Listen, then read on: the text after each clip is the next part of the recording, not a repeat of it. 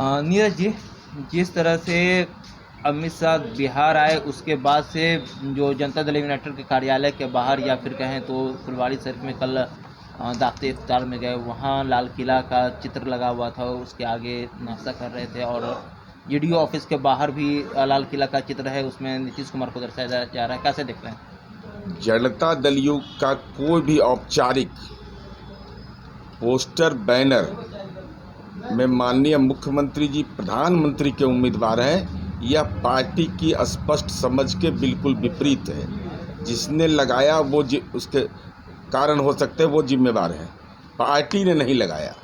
इमारत शरिया ने अगर लगाया है वो भी दावत इफ्तार में, तो लाल किला पर उन्हीं का हक है क्या? जिसने लाल किला बनाया नहीं उसी का हक है। जो लाल किला का एक हिस्सा बेच दिया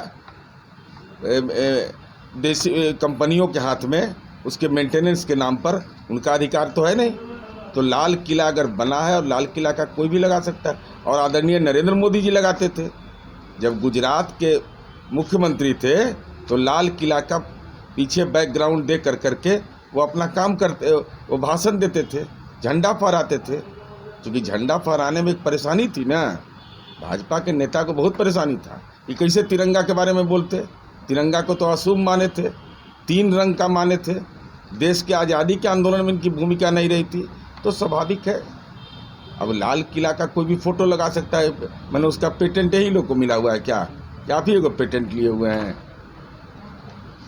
दूसरा क्वेश्चन है हमारा कि जिस तरह से एनसीईआरटी के बुक से निकाला गया है मुगल साम्राज्य के इतिहास को, अब नहीं पढ़ना है बच्चों को, उस पर क्या कहेंगे? अरे मुगल साम्राज्य नहीं, सूर्यकांत त्रिपाठी निराला जैसे राष्ट्रवादी कवि जो देश की आज़ादी, देश के लिए एक सम्मान का विषय है साहित्य जगत में, उनकी कविताओं को हटा दिया, विभिन्न मापदंड को बदल दिया, कांग्रेस के इतिहास को बदल रहे हैं। भाई कांग्रेस पार्टी किसी जात और धर्म की पार्टी थी जिसने आज़ादी की लड़ाई में भूमिका अदा की, उस चैप्टर को हटा रहे हैं। किसको हटाओगे? राष्ट्रपिता महात्मा गांधी को हटाएंगे, शहीद आजम भगत सिंह को क्यों नहीं सम्मान करते?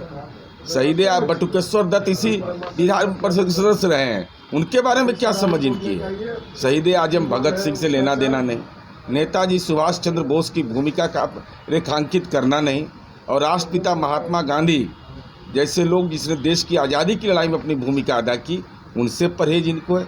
सूर्य का कुछ दिन में दिनकर से भी परहेज इनको होगा। कुछ दिन में ये सब चीज़ आरएसएस की पत्रिका के हिसाब से चलना है देश को, ये इसकी इजाज़त नहीं दी जाएगी।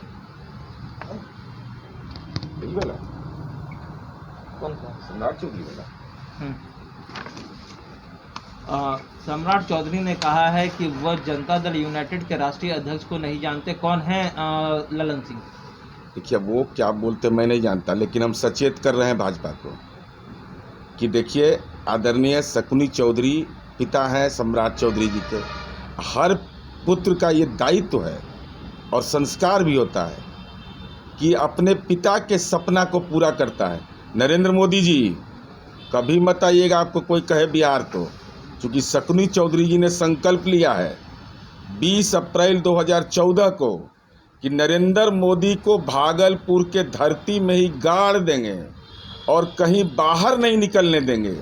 आप समझ लीजिए, गाड़ देंगे, राजनीति में नहीं।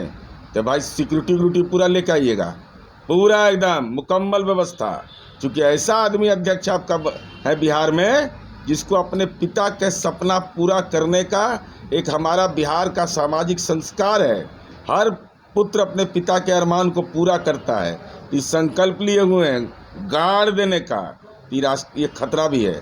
और प्रधानमंत्री कार्यालय को भी सचेत हो जाना चाहिए, पूरा सुरक्षा मुकम्मल व्यवस्था करे। चूँकि एक संकल्प ऐसे व्यक्ति के हाथ मिल गया है और उसके हाथ में कमान दे दिया है जो उस सपने को पूरा करने के लिए आपके दल के अंदर जिम्मेवारी के पद पर है। तो हमारी उम्मीद है कि निश्चित रूप से देश के आदरणीय प्रधानमंत्री, हमारा वैचारिक मतभेद हो सकता है, लेकिन हमारे घर में कोई कहे नीतीश कुमार जी पर आपत्तिजनक टिप्पणी करे और उसको कोई सम्मान मिल जाए तो शक की सुई तो जरूर जाएगी। ऐसे माननीय सम्राट चौधरी जी हमारे ही आदमी हैं ना, हम लोग के आदमी रहे हैं।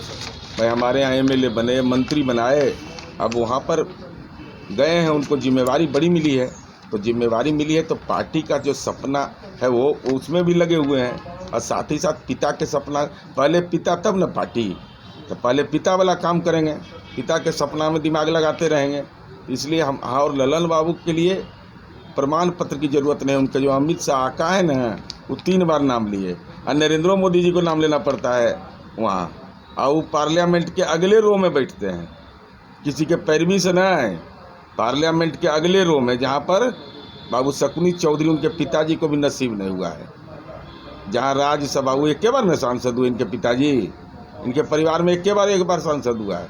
और नीतीश जी देखिए, ललन बाबू हो गए 4 बार सांसद, राष्ट्र विधान परिषद गए, दूसरी जगह पर गए। इसलिए ये सब कोई चिंता की बात नहीं है। हाँ, जो बिहार का पारिवारिक संस्कार और सामाजिक संस्कार है, उस पर जरूर, संस्कार की पार्टी है बीजेपी, चरित्र की पार्टी है, विरासत की पार्टी है।